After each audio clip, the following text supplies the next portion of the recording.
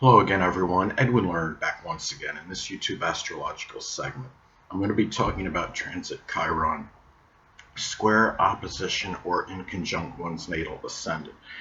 Now, when we're talking about transits on about Chiron, it can be about physical and emotional wounds, depleted self-esteem, and also helping and healing others. Now, when transit Chiron is basically making an adverse aspect to one's natal ascendant, well, I'm going to elaborate on that. When I say basically adverse aspect, of course, squares and oppositions, those aspects are adverse and negative in astrology. Now, the inconjunct aspect is neutral, but a neutral aspect can have good and bad qualities in them. And coupled with the fact that an inconjunct can often require an adjustment, a transition.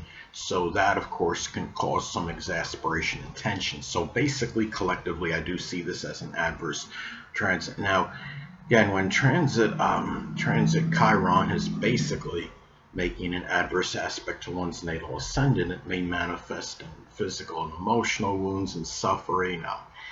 It can be about depleted self-esteem. Could be also where you feel some ineptitude, and also helping and healing others. Now, these things, when you're talking about the ascendant, may conflict with matters with the physical body. I mean, naturally, if you're going through any physical suffering, it can it can conflict with the physical body, but at the same, as far as with activities you could do connected with it. But the thing is that what could happen is there can be, this physical suffering, which is Chiron, might exacerbate some other issue that might be going on with the physical body. And this is something where you have to be, it can be a very, negative transit as far as, physically. And it could be that the things that, whatever it is with Chiron, the transit of Chiron, again, basically making an adverse aspect to the natal ascendant, it can really strongly affect the vitality. If there's some physical, related issues associated with the transit of Chiron, I would say, if you have, the transit of Chiron in the sixth house, sixth house is the house of physical health, and if that's making it, especially if it's making an inconjunct aspect to the ascendant, then there may increase the propensity for more physical suffering. If the transit Chiron is in Taurus, say, it can be something with the throat, the neck, the esophagus, harder to talk. It might be something with the vocal cords. Aries could be headaches, could be migraines even, pain in the the facial area. It could be even it could even be injuries. To, like, say, if it's in transit Chiron is in Aries, it could be to the skull, to the face, and even brain injuries in some cases. Now, another thing is that keep in mind that the ascendant is connected with the appearance. So if you're going through, if there's any physical or emotional suffering, it can have more of a negative effect on the appearance more so than usual. Say if the natal ascendant is going back to Pisces, the natal ascendant is in Pisces. Sometimes Pisces can have somewhat kind of disheveled look, or not not being worried about being overly meticulous in the appearance in term, because you got to remember that Pisces is the opposite of Virgo. And Pisces is not always worried about being all buttoned up, but when you have, but say if somebody has the ascendant in Pisces, the transit Chiron again is basically making an adverse aspect to that ascendant. It might worsen that. And as far as the appearance goes, of the, let's say that the natal ascendant is in Virgo, and somebody has Virgo ascendant, might be very meticulous in terms of their dress, but there might be a difference that could be very noticeable to people if the transit Chiron is making basically an adverse aspect to the natal ascendant in Virgo. And also the ascendant is connected with the outlook on life. So, the transit of this Chiron, keep in mind, Chiron again could be connected with helping and healing others. And the thing is, it could be where your outlook on life may not be the best at this time, and it might be conflicting with your attitude in terms of helping and healing others at this time. It can be where you could be dealing with, let's say, Chiron again is connected with a depleted self-esteem, self-worth, and how you feel about yourself. And say if your ascendant is in Capricorn, the outlook on life can be sometimes be somewhat negative. You might be pessimistic outwardly, at least. And if you have transit Chiron basically making an adverse aspect to the ascendant, it might make it worse. With that at the time of the transit, the ascendant is also connected with the outer demeanor and the qualities we naturally express and project outwardly.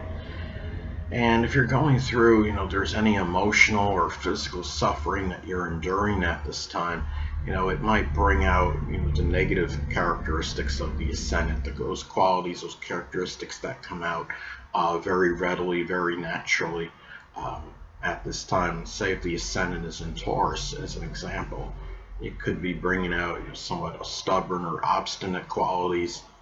At this time, it could, maybe there might be a greedy or avaricious side that might, be coming out. Chiron again could be about emotional suffering. Say if the Taurus rising person was dealing with emotional suffering as a result of things being taken from him or her, and then you have an Taurus ascendant, sometimes can be materialistic anyway. And if you have the negative transit, basically adverse transit, it may bring out those negative qualities in Taurus. Now, as far as Taurus rising goes, another thing is that the ascendant is also connected with our early childhood. And it might be something where, it could reflect people that were prominent in your early childhood. It could be a grandparent even. And it might be something where if you're dealing with suffering, whether it's on emotional or physical level, it might conflict with activities with these people. If you're somewhat despondent, due to depleted self-worth or self-esteem or how you feel about yourself, that could also, of course, challenge activities. Again, with a grandparent, or it could be with someone that was prominent in your early childhood. Can also be, Chiron can also be, again, it is, can be where we're associated with ineptitude, where you feel there's a weakness, and it might be where trying to do, if you're feeling, there's some kind of, ineptitude you're dealing with or weakness, perhaps this has a negative impact on starting things, on new beginnings.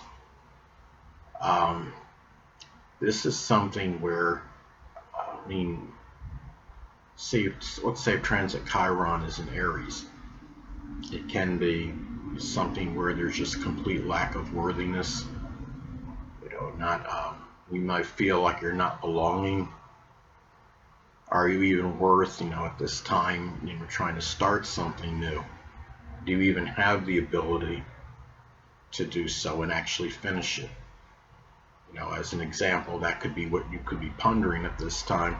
And the ascendant is also connected with first impressions. Now, and again, if you're going through, if it's some kind of, physical, suffering you could be going through, of course, naturally it's going to be present more difficulty in making a first impression. Now, Chiron's also, you could say it's like the key. The symbol is like a key symbol. Maybe there's difficulty in finding the key to making a good first impression on others at this time. And anyway, now another way this transit may manifest, there can be difficulty in helping and healing others, which is Chiron. It could be due to physical related issues, which is connected with the ascendant. Hold on a moment, people.